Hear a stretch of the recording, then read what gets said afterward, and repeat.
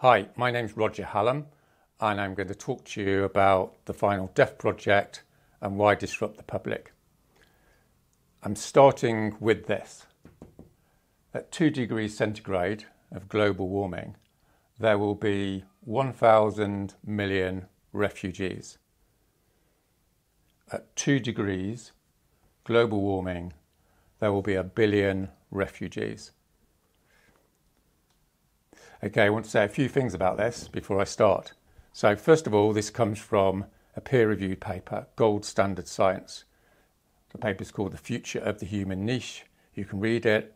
I've spoken to 2 of the authors about it, and this is their prediction. So something else you can say about this is that it's an estimate. In other words, it could be wrong. In other words, it could be a lot worse. It could be 1,500 refugees. It could be only 500 million. So it's a bit like me saying to you, I'm going to put your children on a plane and there's a 5% chance they're going to die. And you say to me, well, that's not so bad because it's only an estimate. And I say, well, there could be a 10% chance. Or there could be a 2% chance. But you're not going to say that to me, are you? You're going to say, I don't care what the estimate is. No way am I putting my children on your plane.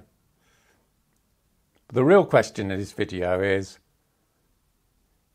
if you were going to put 1,000 million of the poorest people in the planet on the plane, and there was only a 30% chance they were going to die, what would you do? Would you say, well, it's an estimate, so I don't really care? No, of course not. You're going to say, that's a death project. And that's what this video is about. Okay, so what you probably want to know is, when is this going to happen? When are we going to reach 2 degrees? When is it going to be 1,000 million refugees? So a good estimate is 2035, maybe 2040, maybe 2045. That's the estimate of conventional science. But conventional science has been structurally conservative, as it were, for a good 30 years now. What that means is they tend to underestimate when things are going to happen. So for instance, they said the Arctic will be melted in 2100. Peer-reviewed papers now estimate 2035. They estimated we'd cross 1.5 degrees, maybe 2050. Now it looks like it will be at least before 2030. So we've got to be smart about this. It's very possible that this will happen within 15 years. It's not impossible it'll happen within 10 years. Again, these are estimates. So if you want to go for 2040, that's fine. But if you're going to be smart, you're going to say, well, there's a high likelihood it will be happening in the next 10 to 15 years. That's what an estimate is. Okay, the second thing you're probably asking is, okay, what does 1,000 million refugees actually look like, right? It's not just 1,000 million people, quietly queuing to get out of their country. Lots of other things happen at the same time. So if you look at the sociology of social collapse, you can make a few estimates. So for instance, in Syria, there were 5 million internal refugees and 500,000 people were slaughtered. So you could say that 100 million of these people will be dead by 2035, 2040. In the Congo, which is the biggest example of social collapse since World War II, around 5 million people were slaughtered and around 2 million women were raped. So maybe 40 million rapes, 50 million rapes will be happening. And that's before you've factored in all sorts of other consequences of social collapse, war, collapse of the economy, economic recession, depression, mental health crises, states running out of money.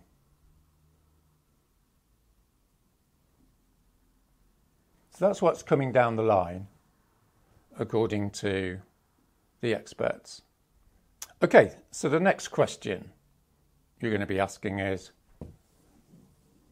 can we stop it? How likely is it that we're going to be able to stop it?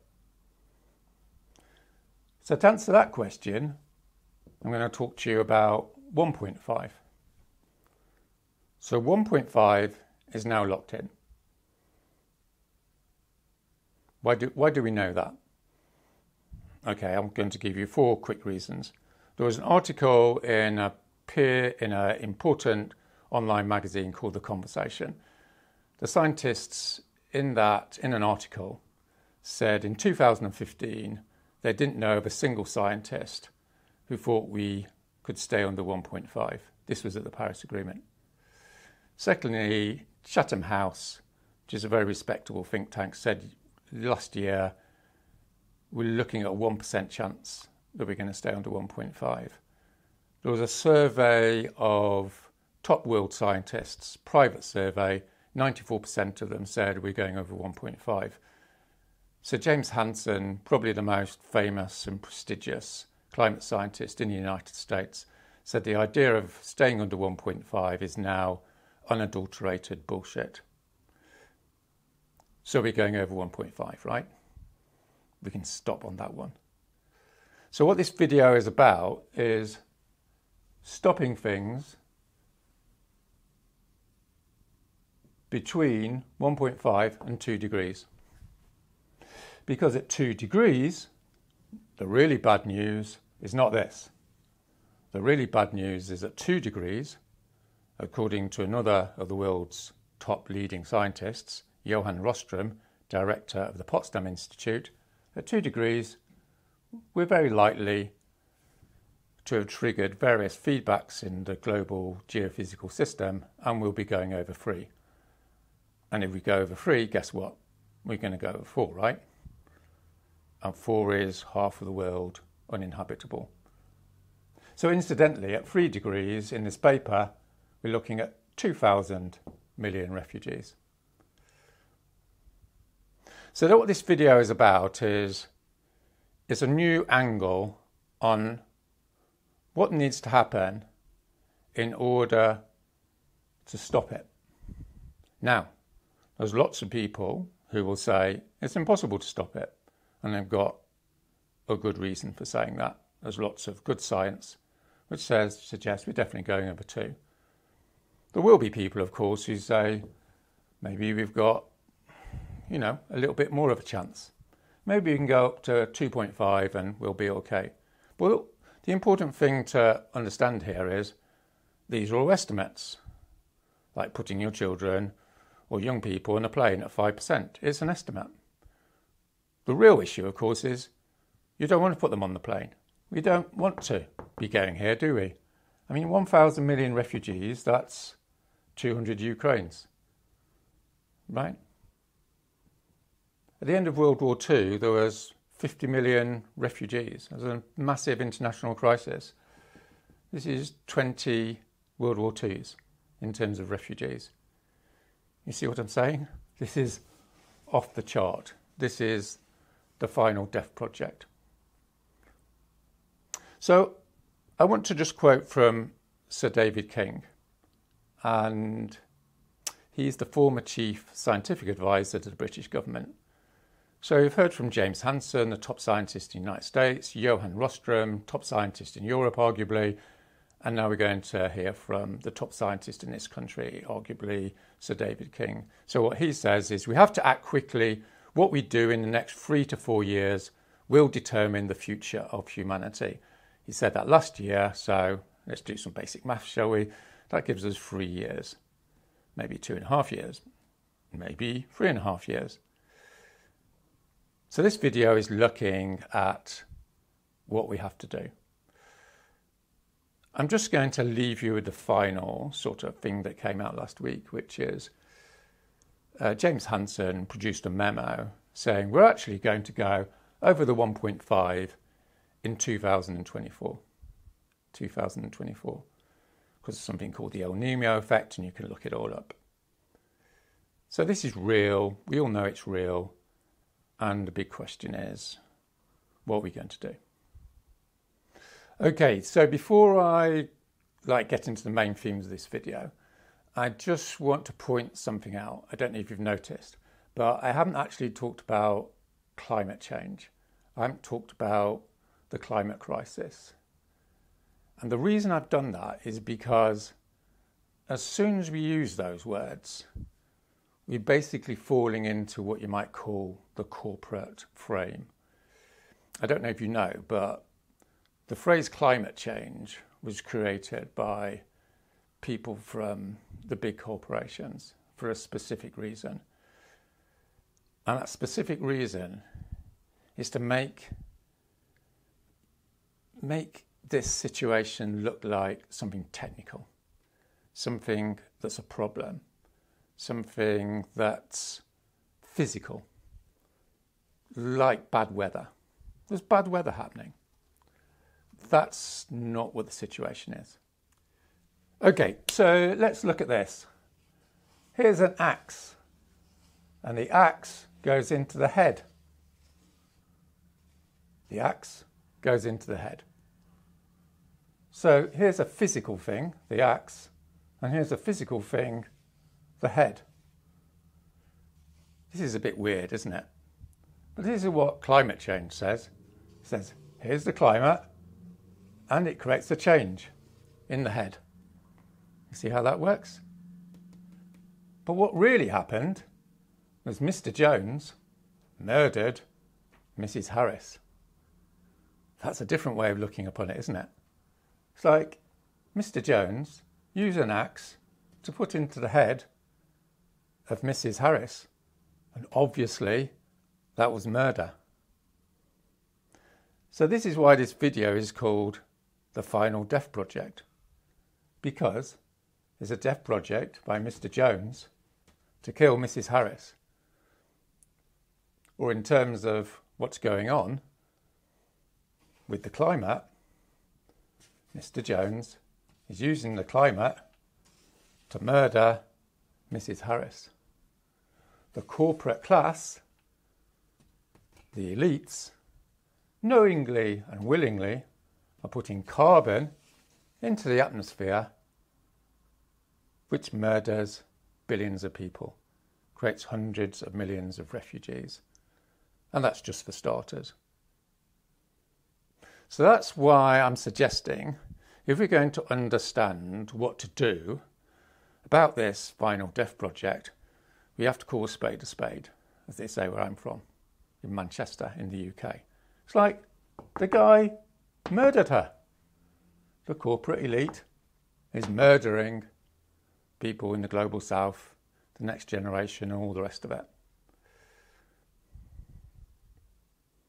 So notice something else that's going on there. We're not saying we are creating the climate crisis. We're pointing to Mr. Jones, right?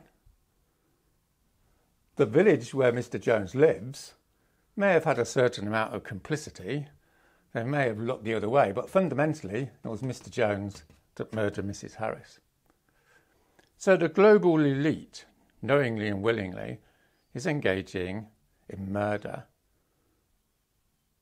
of other people with a certain amount of complicity from the rest of the population.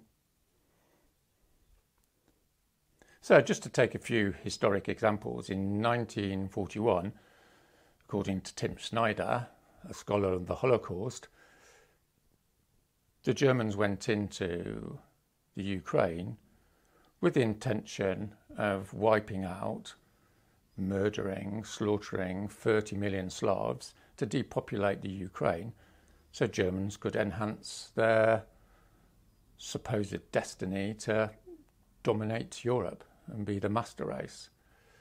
So what the global capitalist elite is doing is saying, in order to maintain our power, in order to maintain our hegemony, as you might say, we have to dispose of these people, the poor and vulnerable, through putting carbon into the atmosphere. For the next 10,000 generations, you can guarantee people won't be talking about axes and heads. They're going to be talking about Mr. Jones and Mrs. Harris, obviously, right? So we need to sort of get that into our heads, as you might say, before we take the next step.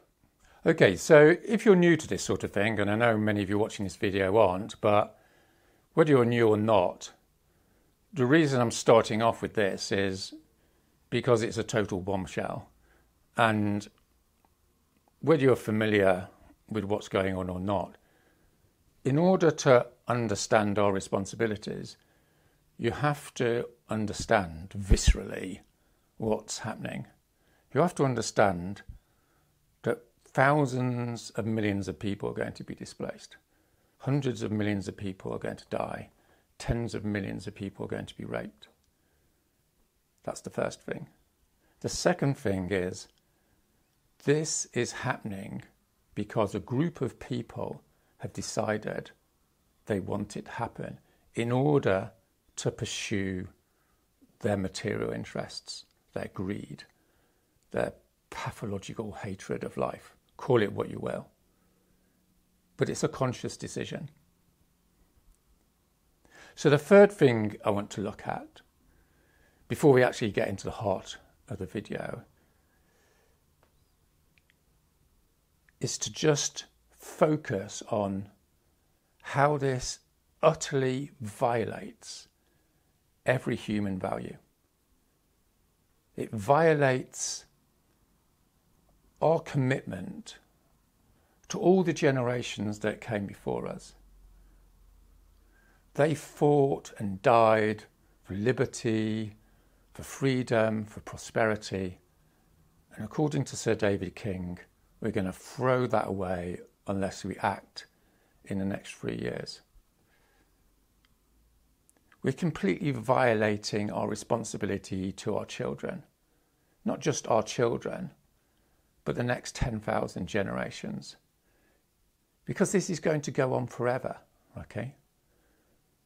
Once the Arctic's melted, it's gone forever. So we're condemning the next 10,000 generations, for the sake of argument, to hell. As a London lawyer told me, there is no greater crime. It's the worst possible situation imposed on the maximum number of people, going on effectively forever. It's a complete violation of our responsibilities to those that came before us and those that have come after us. Or you can look at it another way. It's a complete violation of our commitment to our families, to maintain our families, to look after them, to protect them. It's a complete violation of our communities, our villages, our towns that are going to be destroyed. It's a complete violation of our commitment to our countries, our nations, our states. It's treasonous, technically and morally, to destroy your country. That's what's going on. This is our country. The axe is going in to our country, our communities, our families, according to peer-reviewed science, according to the world's experts. And even bigger than that, we're destroying the whole of nature. We're destroying the whole of the world forever. I'd like to suggest, and there's different ways of looking upon this, okay, but I'd like to suggest that there's something fundamental here. And the fundamental is about rights. And we can look at this in different ways, but for the upshot of it is Do people have rights or don't they? Do people have rights to a livelihood? Do people have rights to a life? Do people have a right to destroy other people's livelihoods? And do they have the right to kill and slaughter people? So, in many traditions, there's the notion of the moral law, which is do unto others as you'd have them do unto you. But there's a modern conception as well, which is you don't get to kill people because people have rights, and those rights are what's called inalienable. In other words, they're non-negotiable. And if you witness the violation of these fundamental rights, the idea and also the emotion is you have to stop that. That's not a right, it's a duty. So what I want you to do is watch the rest of this video, because I'm going to be going through how this is going to be stopped. Okay, so that was the introduction. That's the initial drama, as you might say. I'm just going to say a little bit about myself, because one question might be, well, who is this guy? Why should we listen to Roger Hallam? Very good question. Might want to listen to someone else. In so much as you should listen to me, it's because I've spent my whole life studying radical political change. It's been my lifetime's obsession. That's what I think about when I get up in the morning, when I go to sleep at night. For better or worse, that's what I do. So I've been organising people since I was about 13. I was involved in the peace movement in the 1980s. I dropped out of university to study Gandhi's non-violence. I've been organising people in many different campaigns.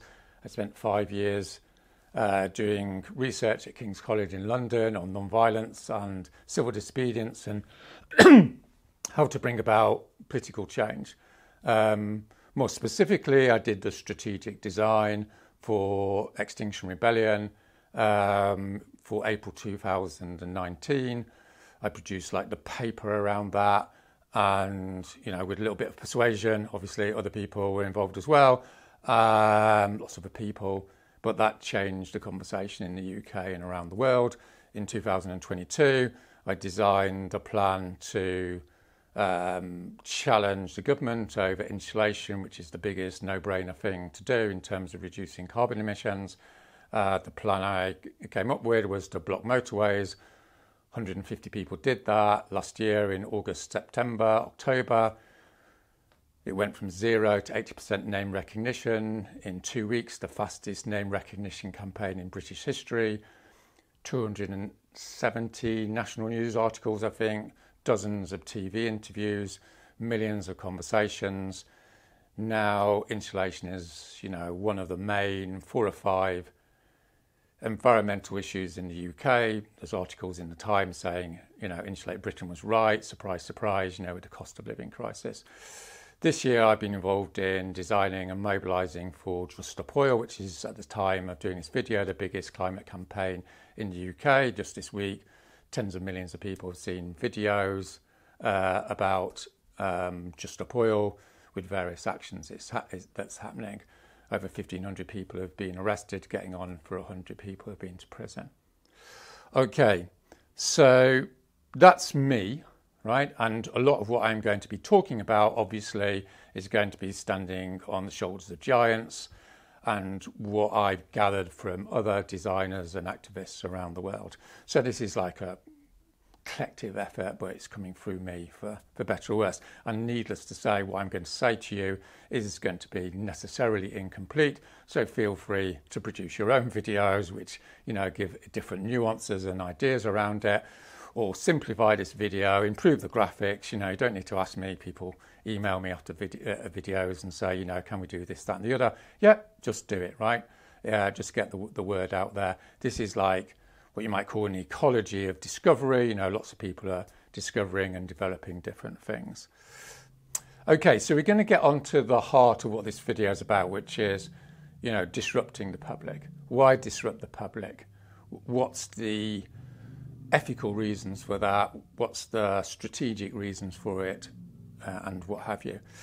And what I want to do is do a two-part analysis, as you might say.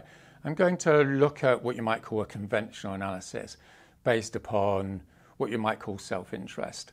And I'll explain more about this in a minute. So I'm going to go through that in terms of, ethics and strategy. But then, arguably more interestingly, I'm going to throw all that to one side and do another analysis, which is going to look at the mass psychology, this thing called the public, and draw on older and wider traditions of thought on what exactly happens if we're going to be more honest with ourselves. So it's a two-step approach. It's what we might call a materialist approach, and then a post or non-materialist approach. And bear with me, okay? This is important. In fact, I would say that trying to move over to a more sophisticated, empirically robust, non-material approach of how human beings act is absolutely fundamental to our success. And this is what I'm going to be trying to elucidate, as they say. And it is going to be quite a long video. So feel free to watch it in sections, come back tomorrow. I've split it into different bits.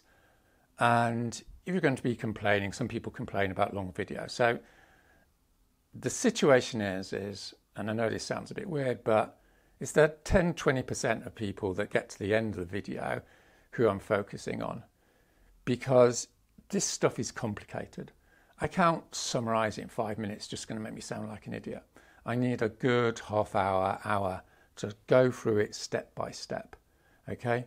And the other thing is it's those 10-20% of you who are going to finish the video who are going to save the world, potentially. So, for instance, like I did a video called How to Stop the Climate Crisis in 6 months, right? 50,000-60,000 people watched it.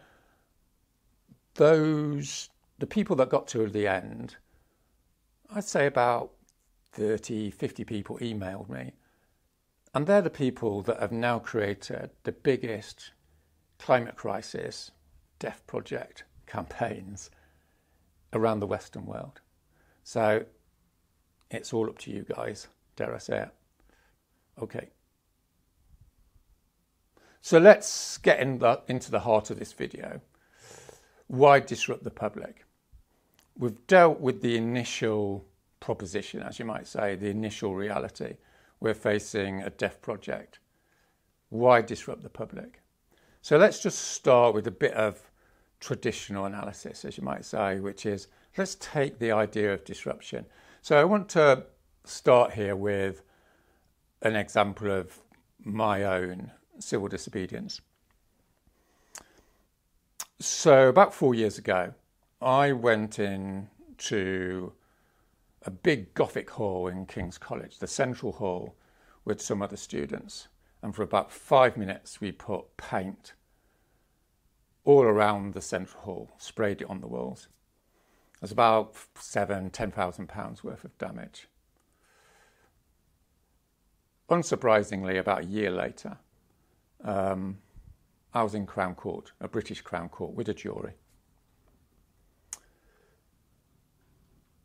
And my argument was I had engaged in criminal damage, but in British common law, the actual charge was criminal damage without lawful excuse. They don't usually add that little bit on. So my argument was, there's no dispute that I went into King's College. This was not a who did it, right, trial. I did it. The video was there. I said I did it. King's College said I did it. No one was disputing that the disruption happened. The disruption happened. The argument was the disruption was justified. Okay? It had a lawful excuse. And my argument was, we didn't go into King's College to just engage in vandalism, as an end in itself. We went into King's College's Gothic Central Hall to cause disruption in order to persuade the college to divest from fossil fuels. In other words, we cause disruption to prevent greater disruption. And to cut a long story short, the jury went out for 45 minutes, which I think is the shortest time possible, came back in and unanimously found myself and my other co-defendant not guilty on all counts of criminal damage. So what I'm trying to say here is the fundamental understanding, the fundamental move is to understand disruption in and of itself is not bad. It's not illegal. It's only bad, it's unethical, it's only illegal if it doesn't have a good excuse. If it's not lawful, in other words. So now, once we've established that, which dare I say is a bit of a no-brainer, right? People disrupt people all the time. Doesn't mean it's illegal. Depends why. Then we can start to, get into this disrupting the public business. So just to summarise, the point here is what's called in English common law the right of necessity. Now there's all sorts of legal, minutiae about this. But the fundamental point is if it's necessary to prevent some massive harm, some evil, some illegality, some immorality is justified, you have a right of necessity to cause harm. You have the right of necessity to cause disruption because something terrible is happening. So the classic example of this in English common law is the Great Fire of London. There's fires coming across the city. You've got to knock down these houses to cause a break. You go into the house, you don't ask permission. You knock the house down because you've got half an hour to knock the house down. That's disruption. That's major disruption. And it's absolutely justifiable in law because otherwise the whole city is going to burn down. Now, the right of necessity is sort of the legal, moral principle for an individual and an institution, let's say, or an individual and another individual. You're in the pub, someone's about to stab someone, you push the person over you in order to prevent someone being stabbed. It's that sort of realm. But it also applies on the level of the criminality of a group or of a regime. So this goes back to this guy called John Locke, just to, use a bit of political philosophy here. So what John Locke was saying, and dare I say the whole of the Western liberal, radical, socialist left tradition, for the sake of argument, says that if the ruling class or if a state or if a regime or if a group of people are arbitrarily engaging in the destruction of the lives and livelihoods of others, in other words, just doing it for their own greed, their own interest, for no good reason other than their own desires, let's put it like that, then you have the right of revolution. Now, technically, the right of revolution means you can engage in systematic disruption of that society in order to prevent a systematic macro-level crime. And everyone knows this, right? If you have a dictator in the global south and people engage in civil resistance and they go to the capital city, anyone with modern secular values is going to go, yeah, fair enough. This dictator is murdering people in order to maintain power. You have the right to overthrow that regime. And I just want to reference just war theory, right? So this is like an older idea, but I don't want to get in a big discussion about violence and war and what have you. But the point is the whole of the Western tradition, and arguably many other traditions, says that if a nation comes and destroys your nation, you have the right of self-defense. That's about as fundamental as you can get. So if you think this is a bit theoretical, let's take two examples about the final death project we're talking about here. So if we go over 1.5, we effectively guarantee the obliteration of the small island states because of sea level rise. It's locked in. So one of the ministers, I think at COP, said, you might as well come and bomb us. In other words, what he was saying was the elites, the global north, Western world elites primarily, who have historic responsibility for putting carbon into the atmosphere, are engaging in an act of war. They are engaging in the murder and destruction of other sovereign states. It doesn't matter that the mechanism is a bit novel, that they're not using knives. When people used to use gunpowder, they didn't say, well, it's gunpowder, it's not knives. When people used bombs, they didn't say, well, it's not gunpowder, it's bombs. When people, dropped an atomic bomb and it was radiation rather than, a conventional blast. No, the mechanism of murder, the mechanism of destruction is not the issue. It's the causality. It's I put carbon into the atmosphere and you're going to die. Your country is going to die. That's completely within the definition of what justifies a just war. In other words, in a modern conception, justifies civil resistance, disruption. And I'll just leave this section on a quote from the Sudanese ambassador at the COP, I think it was, or big conference, Copenhagen in 2009. So he got into a lot of trouble for telling this truth, but it's totally logical, which is he was saying, if the Western world continues to put carbon into the atmosphere, then you are sending my people, the Sudanese people, into the furnaces. So obviously there's a reference to the Holocaust here. But it's undeniable, right? There's some people, they're putting carbon into the atmosphere. It leads to the destruction of Sudan, one of the first countries that will become uninhabitable because of its geographical position in the Sahel. It was perfectly right. So the point here, the first point we need to accept is disruption can be justified. The question is not, is it justified or isn't it justified, but rather, when is it justified? When is it justified? As a final point, think about World War II. No one argues that disrupting the Nazi regime wasn't justified, right? Things are often justified. The key question is it?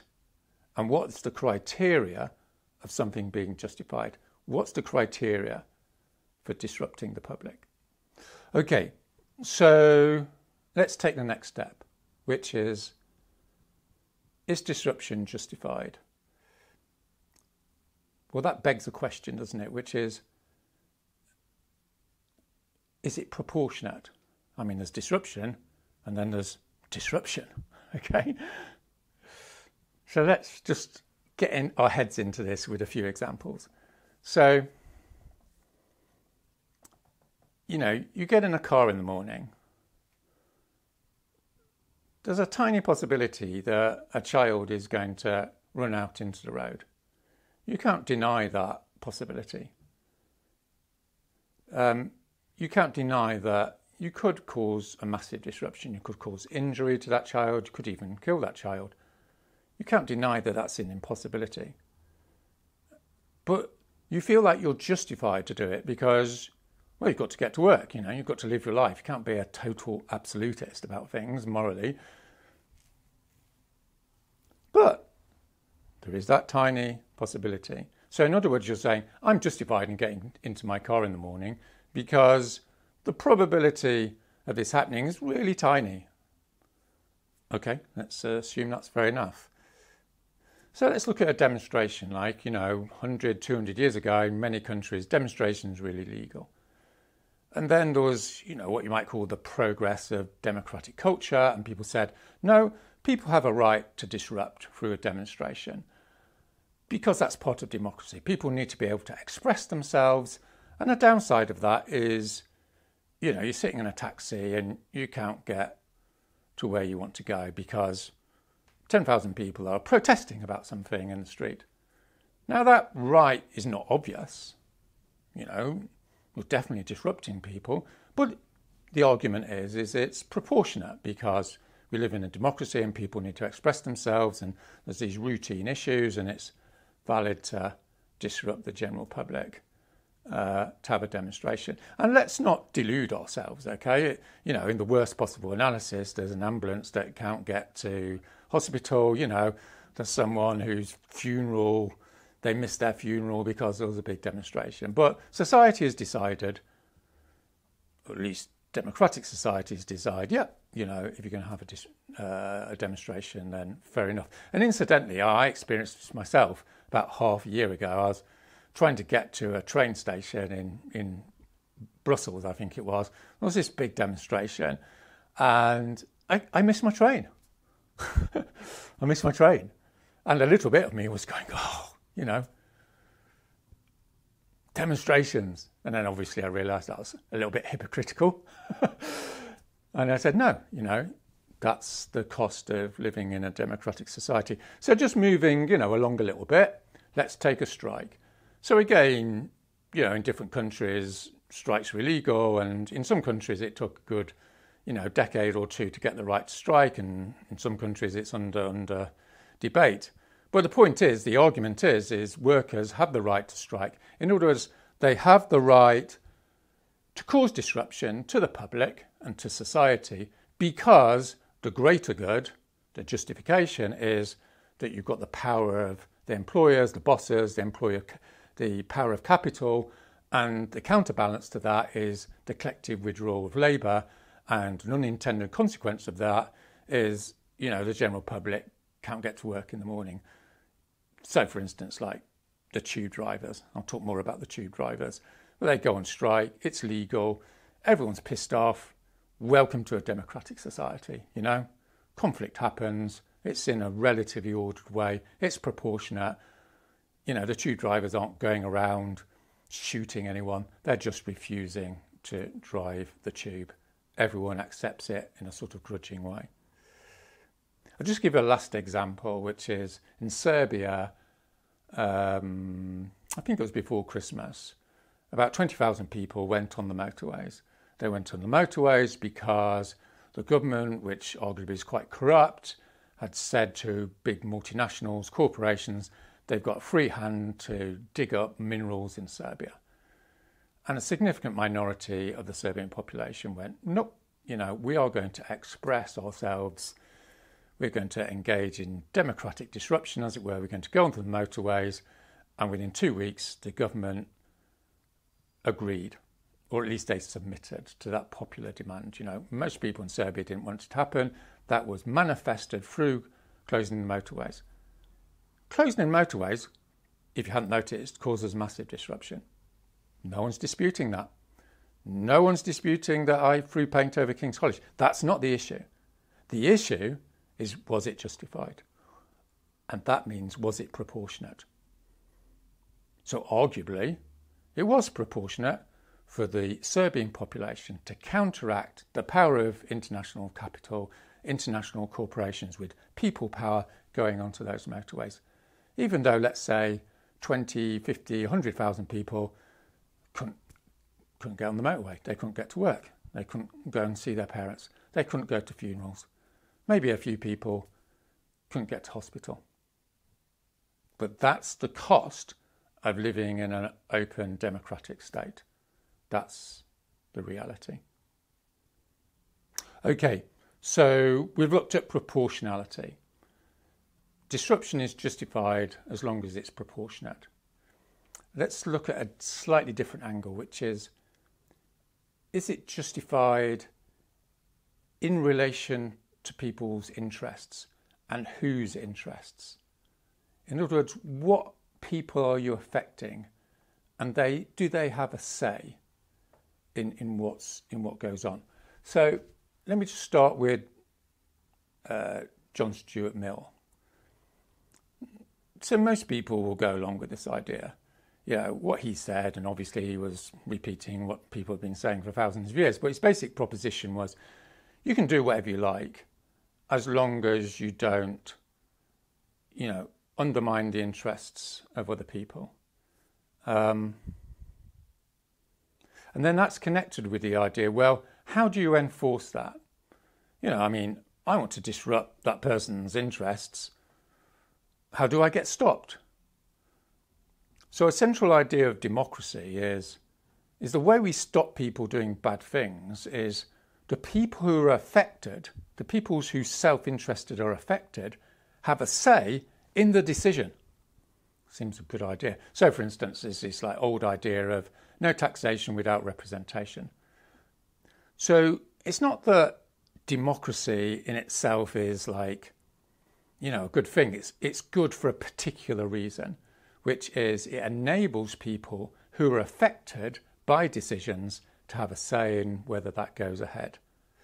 Okay, so when all this was worked out, you know, 300 years ago at the beginning of modern democracy, it was like you'd have a state and you have the citizens in the state, and the state would engage in activities and everyone would have representation in that state's decision-making institutions like the parliament. And that's all well and good. But there was a big problem with it. And now there's an even bigger problem with it, which is this. Okay, so this is quite an interesting and pivotal part of this video. We've got the government. The government has to reflect the interests of the people. Concretely, that means living voters in the country. Okay, everyone's familiar with that. There's the electorate. These people are alive, they're voting, and they determine the government of the country. Because no representation without taxation, no disrupting our interests unless we have a say. Fair enough. But there's a little bit of a problem. Traditionally, this problem. What about slaves? So as everyone knows, you know, in this country, UK, we had lots of slaves in colonial lands. Their interests weren't reflected in government policy. So the proposition was, well, they're going to be affected by government policy. Number one, they need to not be slaves. And number two is they need a vote. Otherwise, you contradicted the whole principle of democracy. But more broadly speaking, you've got the colonial people's situation, which is these are the people voting in Europe, you know, in France or the UK, but the colonial peoples don't have any say, but they're being affected. So the colonial peoples say, well, we should have a vote, or what they did decide, of course, is they were going to create their own countries where they could express their interests. So there's lots of, you know, you could talk about this for hours, but everyone's familiar with this problem, and a lot of people are familiar with the history, which is got rid of slavery, at least in its traditional forms, and colonial peoples got independence because of this fundamental principle, right? Which is, if you're going to disrupt my interests, I have to have a say. I have to have a say in it. But the broader metaphysical problem, as you might say, is in the good old days, people would affect the interests only of living people, right? You could go and kill people, but you couldn't lock in the killing of people 200 years down the line. At least traditionally, before we had slaves in colonial situation, you could kill people in your country, but you couldn't go off and kill people halfway around the world. So this was good, but it was limited to the time, the historical period it was thought about. So we had this traditional problem over the last 200 or 300 years, but now we've got an even bigger problem, which is now we have the power to disrupt the interests of the next generations. Because when we put carbon into the atmosphere, and when the Arctic's melted, the Arctic is going to be melted for the next 100,000 years. So you're going to affect the interests of the next 10,000 generations, let's say. So do they have a say? Well, obviously, if you agree with, common sense, these people, the corporations that control the government and the people of that country, the public, don't get to kill the next 10,000 generations, do they? Obviously not. And then there's another problem, which is with nature. So nature doesn't have a vote, if you haven't noticed. And you might say, well, the traditional attitude is nature's inert, it's just stuff, it's mining, it's agriculture, let's go out and plunder and rape the land because it doesn't have any interests, right? It's just dead. That's the traditional alienated view, as you might say, of the natural world. But there's something sort of interesting going on, which is, what exactly is nature? Well, arguably, it's our kids, isn't it? Because they're animals, they're physical beings in the space of nature. So we can start destroying nature, but if we destroy nature, we destroy our kids. So doesn't nature have some rights? Not least because it should in and of itself, because animals are sentient beings, for instance. 1 billion animals died in the Australian forest fires 2 or 3 years ago. So nature has rights in itself, but certainly our kids are supposed to have rights. And then more sort of subversively, what about our bodies? Our bodies are part of nature. It's blood and flesh, right? So if we engage in the destruction of nature, we destroy the natural world, we destroy animals, we destroy plants, we destroy those animals called our children, and then we destroy those bodies that are bodies. In other words, ecological collapse leads to a whole range of destructions of our own bodies. And you know what I'm talking about, which is COVID. So you have ecological stress that leads to disease, it leads to, all sorts of things that affect our individual bodies and kill our bodies. And if you haven't noticed, if you kill our body, you kill the voter. So that's what you might call the political theory of interests, okay? Which is at the heart of our culture.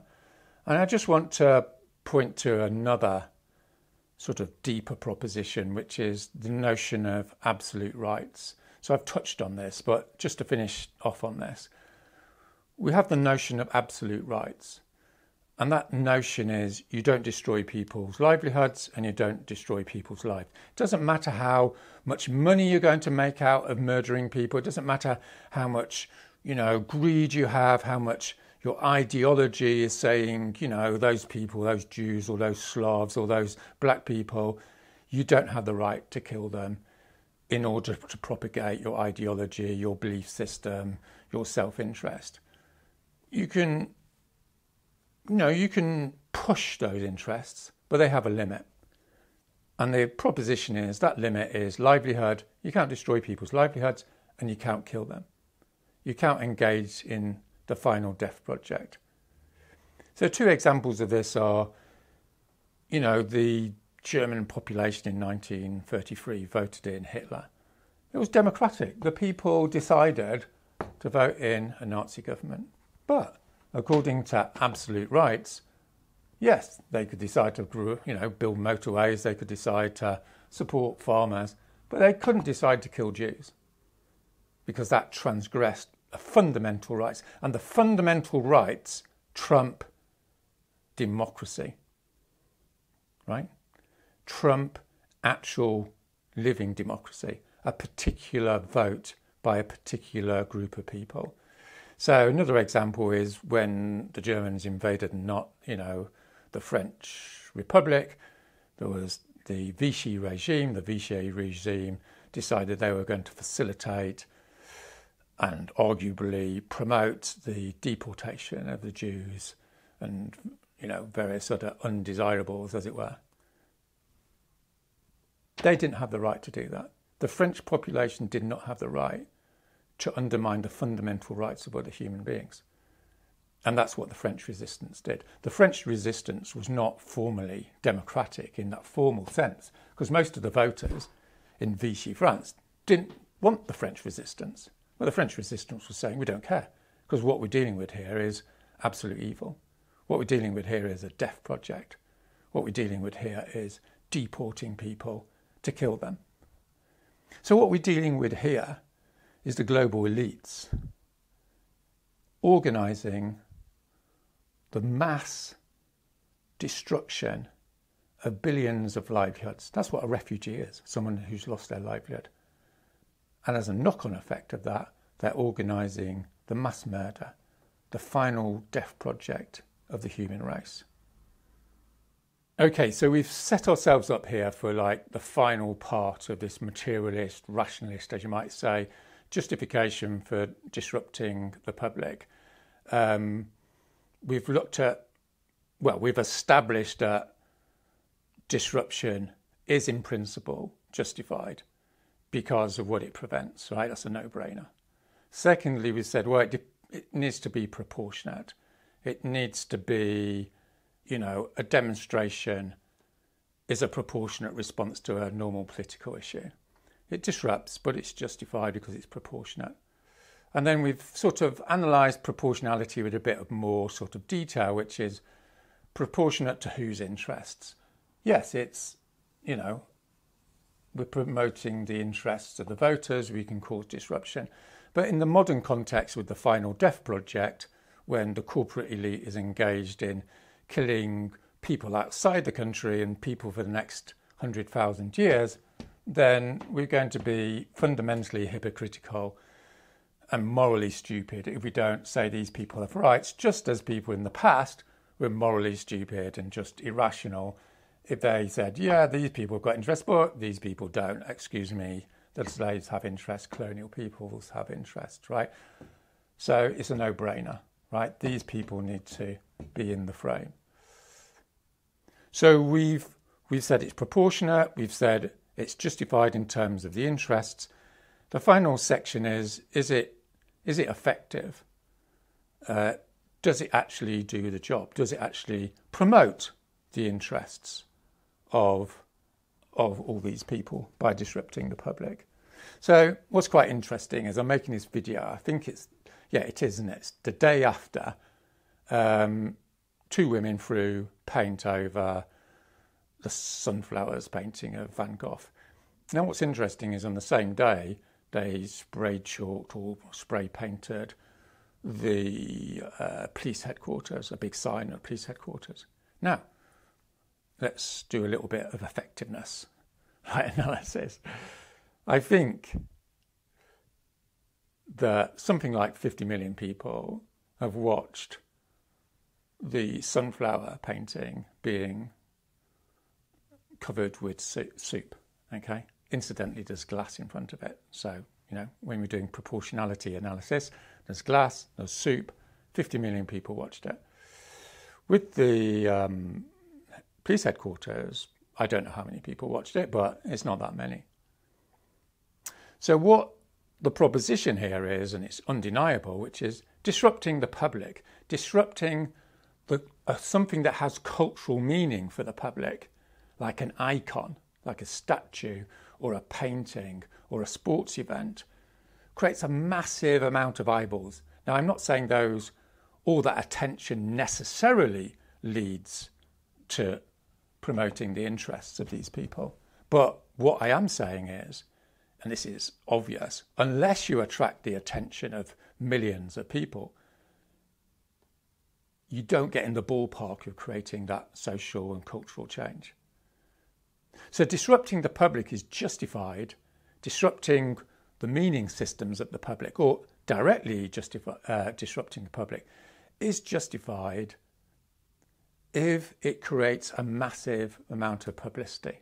In other words, the means justify the ends. Now, some people are a bit tricky about this phrase, the means justifies the end, but everyone accepts this on some level. You know, having a demonstration, the means justifies the ends of some level of disruption.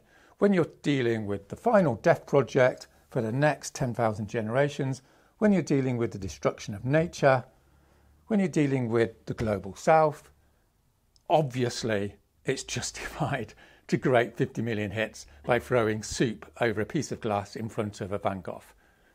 Dare I say, I think Van Gogh would probably agree. So that's like just, you know, one examples, but let's look more systematically at it. Okay, so the general rule here is disrupting the public is more effective than disrupting bad people. Okay, that's like an undeniable empirical reality, and I'll give you lots of evidence in a minute. Now, we shouldn't confuse whether you like it or not. That's another matter. You can say the disruption is bad, but you can't deny its effectiveness, assuming there's enough evidence. So let's separate those two things out, because a lot of people say, well, you know, that disruption is ineffective because I don't like it. It's perfectly possible for you not to like it. You might not like soup being thrown over a Van Gogh painting, but that's totally different from whether it's effective or not. You know, if you're getting stuck in traffic with that demonstration, you might not like the demonstration, but it's certainly nothing to do with whether that demonstration is going to be effective. At least that's the argument. So I'll give a broader example is with Just Stop Oil and Insulate Britain. When Insulate Britain blocked the motorways, you know, it was all over the national news, literally, you know, 270 news articles, 80% of the British public knew about it, millions of conversations, millions of people hated it, and it was very effective because 6 months later, insulation was a major talking point. Everyone accepted insulation was essential to deal with the cost of living crisis, the climate crisis, and the right-wing press was saying, actually, Insulate Britain was right all along. Now, that's a standard, like, routine of disruption. Disruption happens, people don't like it, and then people agree it was a good idea. Because it was a good idea, because it rationally was looking after the interests of our children and our bodies and other essential things. So there's two things going on here, right? There's the publicity, and obviously the publicity can be bad publicity, but it doesn't matter because you're causing material disruption. And it's the material disruption of disrupting the public which often pushes through. So, for instance, the classic example here, as I've mentioned, is tube drivers. Right, I don't know how much tube drivers get paid, but I'm assuming, you know, it's, let's say 70, 80,000. It's a lot of money compared to other workers. Why is that? Because they can disrupt the public legally. They say, we're not going to drive the tube trains. A lot of the public hate that. A lot of the public think it's fair enough, of course, and arguably it is, and arguably it's not. The point is the reason their interests are being promoted is because of effective disruption. So it's a means and ends argument. So when we disrupt the public on the motorway, the public, or many of the public, might not like it, and we'll talk about this in more detail in a minute, but it causes like massive publicity and massive disruption. And that takes you over a tipping point where a government will talk to you. So I'm going to give you a few examples, and there's hundreds of examples, okay? But the famous example, as some of you watching this video probably know, is the Freedom Riders in 1961. So a small number of black and white people got on a bus going to Alabama, the Deep South, where it was illegal, at least as far as Alabama was concerned, and they were beaten up. Their coach was set on fire. They were thrown into prison. 3 days later, 24 students, I think, from Atlanta set off, and then from then on, 10, 20, 30 people got on the buses and came down to Alabama to challenge this, you know, obscene injustice that black and white people couldn't even sit on a bus together, right? there was massive disruption, and there was intense disruption. So although nowadays, like, no one in their right mind is going to say, well, that was a bad campaign, because obviously it was justified because the essential interests of black people were being violated. But the fact of the matter is, we don't talk about this nowadays, but what about the people on the bus? When the bus was set on fire, there were passengers on the bus who potentially could have been killed, right? At least they escaped from the bus. No one was killed, but obviously they were extremely unhappy about it. Their interests were definitely transgressed. When they were in the waiting room of the bus station, this big bus station, there were hundreds of people there, the white mob came in and beat people up. They beat people up who were just innocent bystanders, right? Some guy came out of the toilet, for instance, black guy, and he got beaten up. Think about all the people who wanted to travel that day. I mean, let's say there was 10,000 people who were trying to go about their lawful business being disrupted. It was all justified. All that disruption was justified in order to get the eyeballs, the attention of the population to say, black and white people sitting on the bus is not a bad thing. It's a good thing, right? And it's a violation of essential rights. And everyone nowadays agrees, right? So this happens over and over again, not least in the civil rights movement. So, for instance, 2 years later, about 5,000 children, people under 18, were in the city centre, demanding their rights, and the police came along with dogs and, water cannon, you name it, and these kids were blown against the wall. And after 7 days, it was successful. And it's an iconic moment in civil rights history and global history where, black people stood up for their rights. Everyone thinks it was justified because the fundamental rights were being violated. But, children ended up in hospital. No doubt some of them were traumatised. The whole of the centre of the city was closed down. People couldn't go about their rightful business. It was terrible for these people. But the general public was disrupted because it was justified, because it was effective, because within 8 days, the city government decided to enter negotiations. Another more recent example is with ACT UP, there were lots of gay people in New York and other cities. They were dying because the state governments didn't care about gay people. They were second-class citizens at best. They were subhuman at worst. People hated gay people in the 1980s. And Larry Kramer came along and he said, right, we're not going to just sit on committees. We're going to cause disruption. And within 6 months, the whole atmosphere changed from neglect, complacency, being ignored, and the causal factor was public disruption. So they went to the stock exchange, closed down the stock exchange. What was the stock exchange to do with gay rights? Right? Ostensibly, nothing at all. But it was justified because people's essential right to a life was being violated. They went to the Catholic Cathedral. All those people, those innocent, Catholic people were going to their service. They couldn't get in there. It was mayhem. It was justified. Right? This is what democracy looks like. Right? People protest in order to pursue their interests. And if we're going to be consistent in this principle, this universal principle of our cultures, then we've got to stand up for the rights of these people and the rights of nature. Otherwise, it's just entirely inconsistent. We're entirely hypocritical. And not more than that, we're just murderously cruel. So it's justified.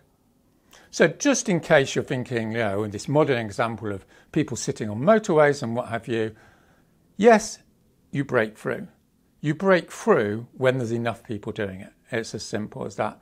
So just as with the tube drivers, if 10% of them went on strike, nothing would happen. If 60%, 70% of them go on strike, they hit a tipping point, i.e. this binary where you negotiate or you don't negotiate. So some people, for instance, that I'm associated with, sat in the motorway in British Columbia to stop old growth.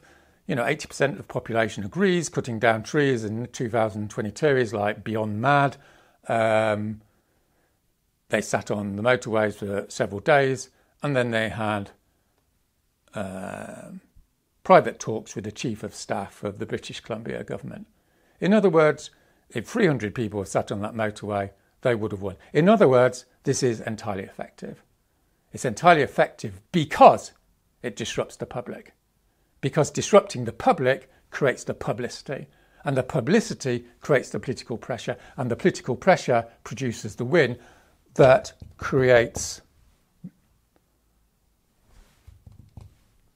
people getting their interests fulfilled, according to traditional political theory, right? Left-wing people agree with this, right-wing people agree with this. So just to summarise this point about effectiveness, this little diagram shows how this works, which is when you have an opponent and you increase the pressure, there is always a point where the opponent will negotiate, right? It might be here, it might be here, it might be here.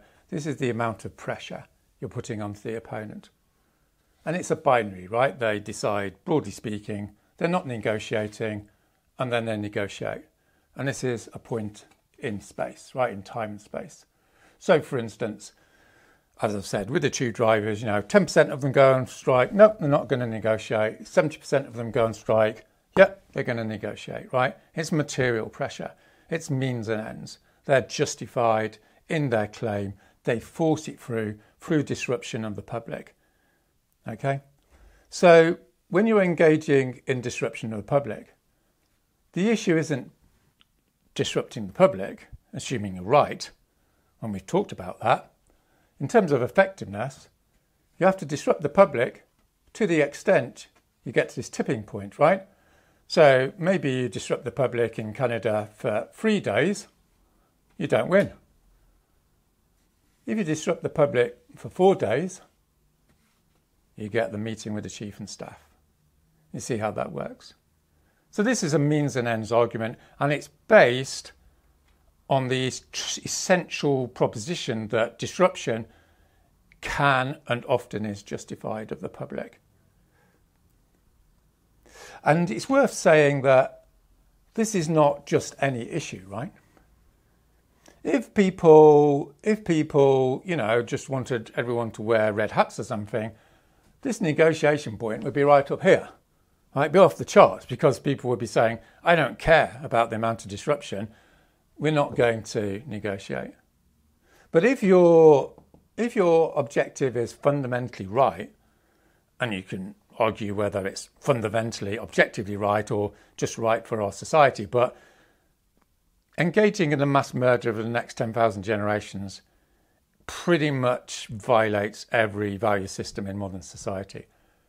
So that means this negotiation point it might be quite a lot lower, because the people know they're wrong. This shouldn't be underestimated. It's not like some postmodernist, relativistic thing. It's like, if you're objectively right, then people will come round to your point of view faster than if you're just dealing with your own interests. And if the final death project isn't something that justifies mass disruption, God knows what does. I could finish this video here because I've basically done this line of argument. We're facing a death project. It's justified in disrupting the public. Disrupting the public works. But for me, the most interesting part of this video is what I'm going to say in the next 15, 20 minutes or whatever, which is, it's not really like that. Or at least there's a different way of looking upon what we're talking about here. So we've sort of said, look, the public have got rights. They've got a right not to be disrupted, but it's not an absolute right. There's a means to an end, which is if there's a massive moral issue, if people are losing their rights, then disrupting the public is justified and it's effective. It's a means to an end sort of thing. So when people say, look, you're upsetting the public, you're losing support, it doesn't matter. That's the argument. Because you're going to push through because of material disruption and you're going to win and 15 years down the line, they're going to be making statues of you, statues of Mandela, Gandhi, women's rights people in Parliament Square, for instance, okay? But what I'm going to look at now is just to drill down a little bit into this whole notion that you are upsetting the public, right? What does that actually mean? And what I want to suggest is there's an old materialist way of looking upon this. I'm going to use this materialist word, you can use another word. And then there's what I would call a non-materialist or post-materialist way. So what I mean by this is, in traditional, politics, political science, in the sort of discourse, the conversation I've just engaged in, you have this idea that there's these people and they have interests, and you violate those interests, and that's a cost. And that's it. It's out of time, it's out of space. And that individual is basically a proxy for an accounting point. In other words, what I'm saying is this is at the heart of what you might call the patriarchal, capitalistic, materialistic, mechanistic sort of paradigm that we've had since the 17th century, arguably for a lot longer. And I don't want to get into a big discussion about when and if and how, but I'm not necessarily saying that doesn't have some validity, right? There's obviously are individuals, they obviously do have interest, but it's not the only game in town, certainly not. And there's a whole bunch of ways upon looking at what happens to the public, what happens to those individuals in the public, and what happens to the public as a whole, which gives you a quite different view on what's actually really going on. And this idea that people are computers, accounting machines, which go, I'm being disrupted, that's bad for me, so I don't like it. Yeah, that's very much just a starting point. It's a naive, it's a simplistic, it's reductive analysis. And if we're really going to understand ethically and strategically why disrupting the public is justified and has to be done, then we need to delve a little bit deeper. So a sort of entry point into this new way of looking at things is to think a little bit about the public. Think about citizens in a democratic state. And there's a proposition here, which is a pathway into what I'm about to say, which is these people are not passive accounting machines, right? They are citizens. And in traditional political theory, a citizen has rights, but a citizen also has responsibilities in a democratic state. In other words, yes, you have a right to liberty, you have a right to, a prosperous life, you have a right to, as John Stuart Mill says, not to be disrupted by other people for no good reason, but also you have a responsibility, a civic responsibility, to maintain the health of that democratic system. You have to engage in disruption, if needs be, to maintain the whole system. So the old way of looking at this, or the sort of material way of looking at this, is it's like a cost. You get the benefits and this is the cost. But it's more complicated than that.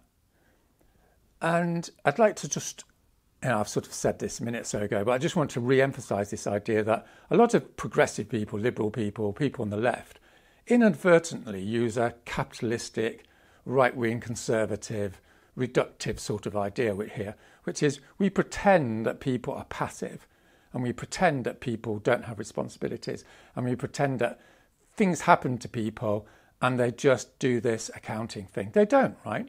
The whole idea of the progressive tradition is that people have rights, they have responsibilities, they enjoy those responsibilities because it gives them meaning and such like, and they're not just accounting machines, they're real, living, emotional human beings.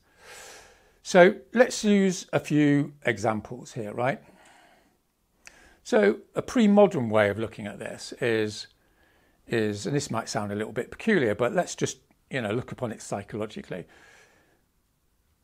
There's this archetypal story that people leave the path of God, right, in old religious language.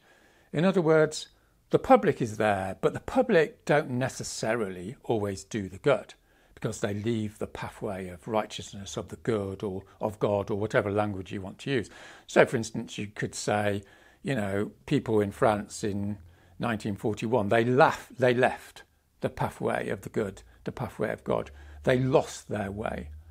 And they need to reform themselves. They need redemption. They need reformation. They need to be awakened to understand their responsibilities. Okay, because this is not a cost. This is part of their pathway towards wholeness, into the path of God, and all these other words, right? So we don't need to argue about whether, God exists or all that sort of thing. We're just thinking about this psychologically and acknowledging that this is an archetypal story in human cultures. People lose their way, they have to be challenged, and they're brought back, and they benefit from that, and they support it. They can see. That's why they build a statue of Gandhi, because they recognise in retrospect that Gandhi was right, and he was right to disrupt the British. So that's this cycle of, people getting lost and refinding their way and returning to some sort of moral equilibrium and then getting lost again. Okay. So a more secular sort of interpretation of this is like in psychotherapy or in therapy, particularly in the Freudian tradition. And again, I don't want to get into all the different bits and pieces on this, but the broad proposition, let's say, is you've got your client, they're sitting there, you're challenging them, you're asking them questions, you're drawing them out. They don't want to talk about this, thing that's going wrong, this block in their life. And then suddenly they go, so I hate my mother. It's true. I hate my mother, And as a professional psychotherapist or therapist, that's good, right? That's good. Because what that person was repressing, their pain and their wrongdoing or the thing that the taboo comes out. And as you probably know, right, the theory is once that's come out, then it can be accepted and that person can reintegrate that and they can heal themselves, they can feel better about themselves, they can go along through their life without, depression or anxiety. Now, obviously, that's a gross simplification, but the point is that's a well-established story in modern secular culture, and everyone broadly accepts that, this happens and it's viable. Okay, so let's look at another two examples. So let's take a family. So families are difficult, are they not? Relationships are difficult. So it's a standard story in the family that something's going wrong. Everyone's pretending it's not going wrong. Maybe one or two people are raising the issue in a sort of polite way. And then someone explodes. And the explosion isn't particularly pleasant. Maybe they say things which, they don't mean. But we all understand that that is functional in the sense that unless someone explodes, unless someone says, this is so fucked, and there's a big row, then you're not actually going to deal with an issue which is really bad in that family. You don't do it over some little argument, but you do it on, someone's cheating on you or, let's say someone's doing something, violent, hitting at your child, dare I say it, sexual abuse. These are massive issues and they require the creation of disruption in the family. And that disruption creates emotionality and rage and kickback and counter-accusations and defensiveness, right? And, not always, but very often, that process of interpersonal conflict, the very process of conflict and disruption leads to a resolution. In other words, people sit down, they talk, to echo the sort of religious interpretation of some redemptive process. Someone says, sorry, I lost my way. that was terrible what I did, please forgive me, and there's some resolution emotionally between those two people or within the family or within the small group.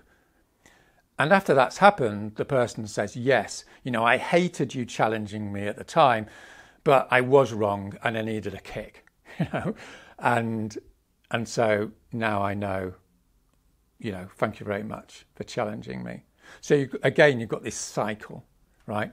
And this isn't to do with some reductive self-interest, not to do with money. It's to do with self-interest. It's to do with your image of yourself as a moral and spiritual and emotional being, someone that needs connection and who is denying that connectivity, let's put it like that. So let's take a final example, which, brings it more into the political and the social, which is Gandhi's sort of analysis. I don't actually know whether Gandhi said this, apparently he didn't, but it's his general rule of thumb. So he said, when you challenge the public, when you challenge through non-violent action, first people ignore you. In other words, before you cause disruption, you're just being ignored, right? The environmental movement's been ignored on the climate for 30 years because it's not causing disruption, right? Then he said, when you start off, people laugh at you. In other words, they're embarrassed and they cover it up through laughing at you because they sort of secretly know you're trying to make an important point, but they don't want to accept that, right? Because they're doing very well, thank you, in this deaf project, they're benefiting from slavery. They go, oh, that's just silly, it won't work, go back and get a job. Then there's the fight stage. The fight stage is that row in the family. The fight stage is when the prophet gets shot, in biblical stories. They don't get shot. They're going to get a spear through their chest or whatever it is. But you see what I mean, right? The fight stage is where psychologically the opponent's ego is being challenged, their sense of self-worth, their sense of rightness, their sense of being a respectable person. This isn't about money. This is about their self-image, who they are. Are they good or are they bad? And people hate being challenged when they're doing something bad, if you hadn't noticed, particularly if it's entrenched, particularly if it's systematic, right? Those sudden racists in America in the 1960s, no way were they going to change. They had 5,000 years of history on their side, for God's sake, right? The corporate companies that are destroying lives in the global south, they're not going to change because they're making too much money. They've got a whole ideology of free market economics and all the rest of it. So they're going to fight. But that fight, and Gandhi, I'm sure, would use the same analysis, is they're going to fight because they're fighting for this self-image. They're fighting for some deep psychological reason. And then, of course, Gandhi says, as a result of the fight, right? Not despite the disruption, because of the disruption, you win. And you keep going. You block those roads for 10 days rather than 5. When you've disrupted them for 10, you break through. All those children going out in 1963, they didn't go out for 2 days, they went out for 8 days. When the tube drivers go on strike, they go on strike for 3 weeks. They don't go on strike for 1 day. They push through. And that's the point at which the opposition then comes to the table. And as a little side issue, that's when you show respect, right? That's when you showed respect to the opponent, because that enables them to save face and to make a deal. In the same way as, if you're trying to challenge your teenager son or whatever, you need to give them a hard time. But then you sit down and you're respectful towards them to heal that sort of relationship when you've got them to do something you need them to do. Okay, so to take this one stage further, and this is a little bit of a taboo, I suppose, but really what we're moving towards here is a different conception of the human. A conception of the human which is not about self-interest, or only partially or even minimally interested in material self-interest. What people really are interested in is love. And what love means is connection. And what connection means is recognition. They need to be connected. They need to have responsibilities to others, and they want others to have responsibilities to them. And in modern language, that gives them like mental wellness. It stops them getting mentally ill. So this is like a fundamental reconfiguration, as you might say, of what it is to be a human. A human does not exist on their own. They exist in this network of connections. And this network of connections necessarily involves conflict. Conflict is the mechanism through which those connections are renewed and maintained.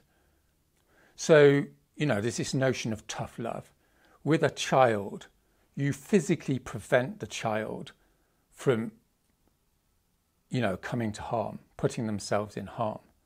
You say, I love you, and because I love you, I'm going to stop you from doing that. And the child is mad with you. But, as we've seen, afterwards, the child knows that they're loved because they know that someone will engage in conflict with them. The engaging in conflict is the sign of love, right? Indifference is the sign of disconnection. It's the sign of alienation. So everyone knows what I mean, right, on a personal level, because everyone watching this video knows how these dynamics work, right? There's variations on the theme. It doesn't always work and all the rest of it, but we know what we're in the ballpark with is we're dealing with real human beings. What's a little bit more interesting is this notion that this happens actually on a social level as well. That society isn't a collection of individuals, right? It's not Margaret Thatcher's, individuals, there's no society routine. That's just empirically nonsense. All the observations in social science point to this connectivity dynamics, right? And there's an older idea. I'll give a few sort of viewpoints on this. So first of all, there's an older, it's like a pre-modern idea, and this is the idea of the chain of being. What that means is that a society has a reality over and above the individual. And I'm not saying this is objective, but it's a way of looking at things. And arguably, the idea of just looking at the individual is another just a way of looking at things. It's not objective. This is complicated stuff. But this collectivist way of looking at things is saying, look, society is an entity in itself. It's an organic being. It's full of connectivity. And it's full of conflict. And again, it's necessarily full of conflict because it has to renew itself. And all those individuals, they have rights and they have responsibilities. Well, not in a legalistic sense, but in a legalistic sense for many people, but also in a psychological sense that people need each other. People need to be challenged in order to maintain the psychological and mental and spiritual and moral health of that community. And that's the role, for instance, of the prophet. It's the role of the radical, right? It's the role of the radical flank. It's to speak the truth and stop that society, herding into some sort of collective delusion, which often happens with societies, which obviously is happening at the present time. Okay, now there's a modern psychological take on this from social science. So I'm just going to, remind you or tell you of two things which are really 101 psychology. Right, the first thing is individuals will do what other people around them will do. Like we all think we're like these, islands. This is total nonsense. There's overwhelming evidence that if other people are mad, you'll be mad. If other people are good, you'll be good. If other people are killing people, you'll kill them. Don't like to think so, but this is what happens over and over again. And similarly, like if someone tells you something that's true, but you don't like it, and other people don't like it, it doesn't matter how true it is, okay? You're just going to disbelieve it because other people disbelieve it and because you don't like it. In other words, like the collective entity of human beings is fundamentally unstable. It's ending up like, you know, having no moral compass, because people just end up doing whatever other people do, or they just end up believing things that other people will do. So there needs to be like this constant disruption in this social whole to maintain the health of it. And how this works, again, in sort of modern observation, is this notion of nonlinear dynamics. What that means is a very small number of people can basically flip society back into, or from immorality, from dysfunctionality, right, from murder and all the rest of it, into a new state. And how this works is often it starts off with the freedom riders, right? You know, they're just 12 people, and then they grow to several hundred people, and 400 people end up in prison, and then they win, and then that mobilizes like 100,000 people, and then you have Selma and Birmingham, and then you change the consciousness of the society. And this happens over and over again, and these tipping points. So the fundamental point here is very few people, like those 100 people on the motorways with Insulate Britain, they had this massive influence over and above their numbers. And there's other tipping points, and we can discuss whether that's, you know, 3.5% of the population or 1%. But the basic principle is a small number of people have this massive influence through, number one, speaking the truth on something objectively moral, and number two, through causing disruption of the public to create debate, to create the fight stage, to create the new resolution. Okay, so before I come on to, like, you know, concluding comments about all this, I just want to mention another aspect of this sort of psychology of the group, you know, the moral community, the chain of being, how this works. And an essential element of this is seeing is believing, right? It's not about receiving information, like all these climate scientists give information. It's seeing the disruption. It's the optics of emotional disruption that creates the fluidity that creates the change.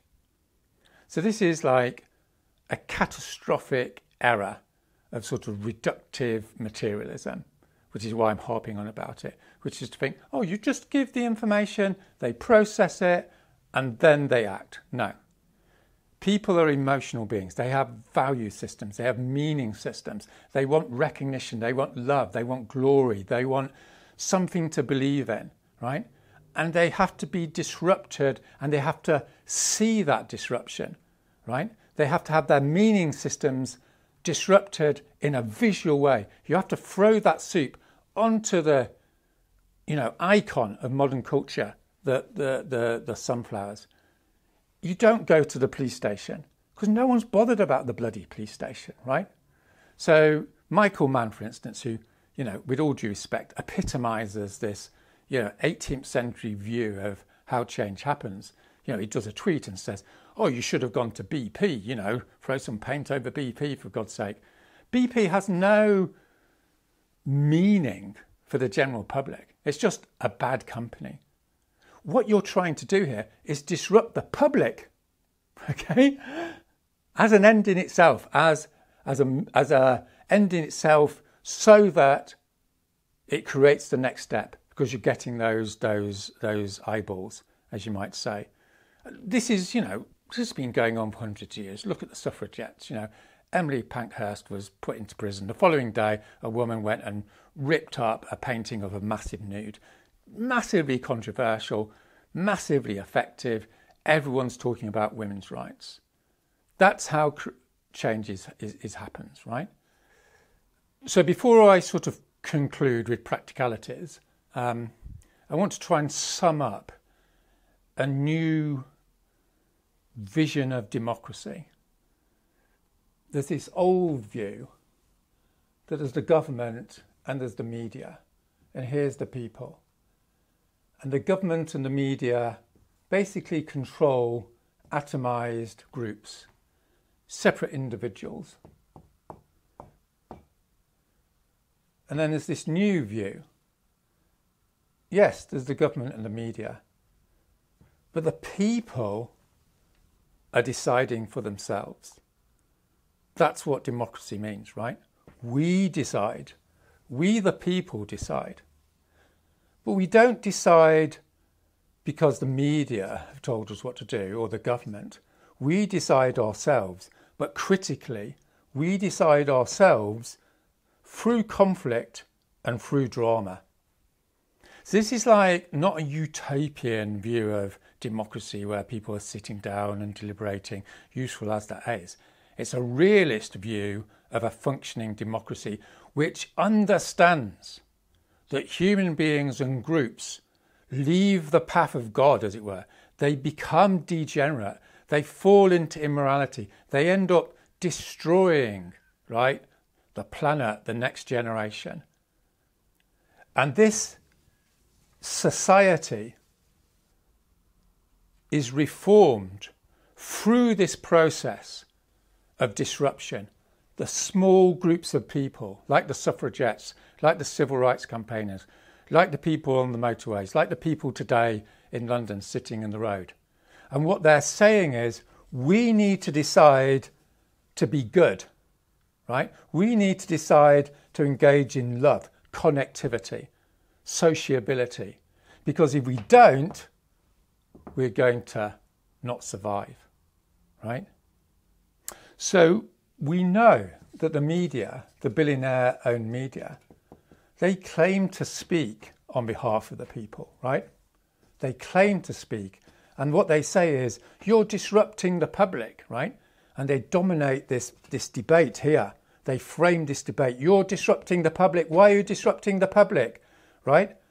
But this is counteracted by the optics of disruption, the optics of people being arrested, the optics of people sacrificing, the optics of a mother being carried away going, I'm doing this for my son. In other words, the emotionality of collective morality trumps the media, right? Which doesn't mean that these people aren't mad. These people are as mad as hell, right? People hate to be disrupted. But the disruptors are inviting them into a community of dialogue and debate. And yes, conflict, at least initially.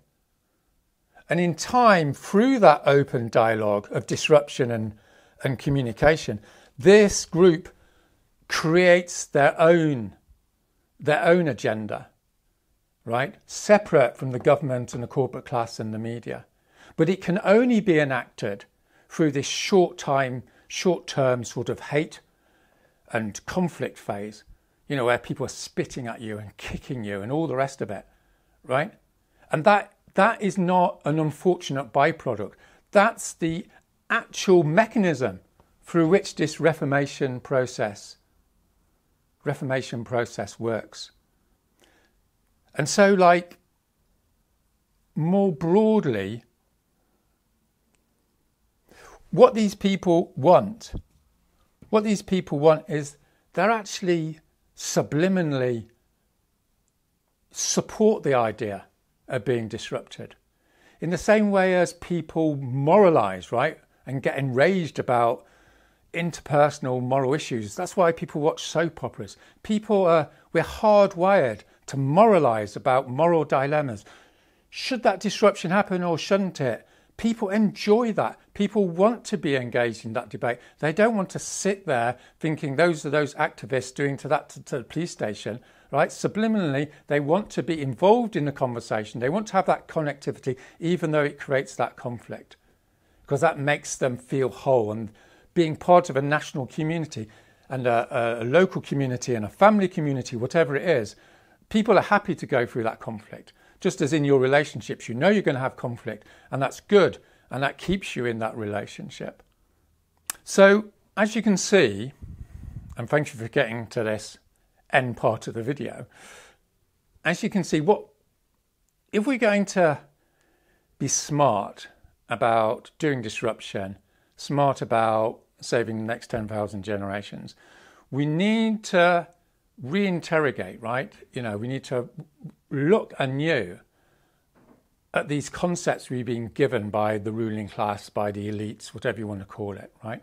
We need to think again about what the individual is, what community is. We need to think again about what disruption is, why disruption, not always, but often, is functional and justified. Okay, so what we've been saying in this video is disruption is essential for survival and for justice. A society, and global society, in the next 3 or 4 years is going to destroy itself unless there's massive disruption. And that's justified because it's unbelievably unjust to kill and destroy the lives and livelihoods of billions of people. I mean, there's no question about that. The causality is clear. And the people in Western societies will welcome being challenged, will welcome it in time, because it's a pathway to some sort of redemptive salvation, right? It's a pathway to a renewed mental health. It's a pathway to a new vision of democratic participation. And what we've been saying is there's no question about the proportionality of it, right? Disruption isn't good or bad in itself. It's only good if it's proportionate. And blocking motorways and throwing paint and all the rest of it is obviously proportionate when you're facing this monstrosity, right? And then there's a question of effectiveness. There is no question that disruption is effective. The only question is doing enough of it. It needs to remain non-violent, it needs to be proportionate, blocking motorways, all these things are in the broad spectrum of proportionality, without a question of a doubt. And this is the rub really, is they're only going to be effective if there's the numbers. You're only going to be effective in that strike if you get the numbers out. And that's the practical issue I want to finish this video, right? This is not, let me emphasize, this is nothing to do with some nice academic, information sharing, Sunday afternoon, watch one of Roger's videos, right? This is about you. And as I said, and I think my last big video is if someone's got to the end of this video, you are one of the 1% of the 1% who are going to save the world, without a question of a doubt, right? And as I said, in this video, I've mentioned people who watched How to Stop the Climate Crisis in 6 months. They are now initiating the biggest climate campaigns in the Western world, directly on the back of those videos that I've done. So the biggest campaign in Italy has involved disrupting motorways. The biggest climate campaign in France has involved disrupting motorways. The biggest climate campaign in Sweden, Germany, arguably Canada, they've all used this methodology, this logic of creating change through disruption, through the disruption of the public. So at the bottom of this video, look at the information. There's links to various networks, links to various videos you can look at. There's the A22 network, which is this network around the Western world of people who are getting the headlines, getting tens of millions of hits and growing this mass mobilization so that we can do what happened in Serbia, where thousands of people go on the motorways or go in the centre of cities, and they're inspired by these small groups of people who have shown the way. And we've got 2 years. I mean, we've got 2 years, okay? Sometimes you go to the doctor and the doctor says you've got 6 months unless you, engage in, chemotherapy. That's the reality of the situation. So share this video as widely as possible.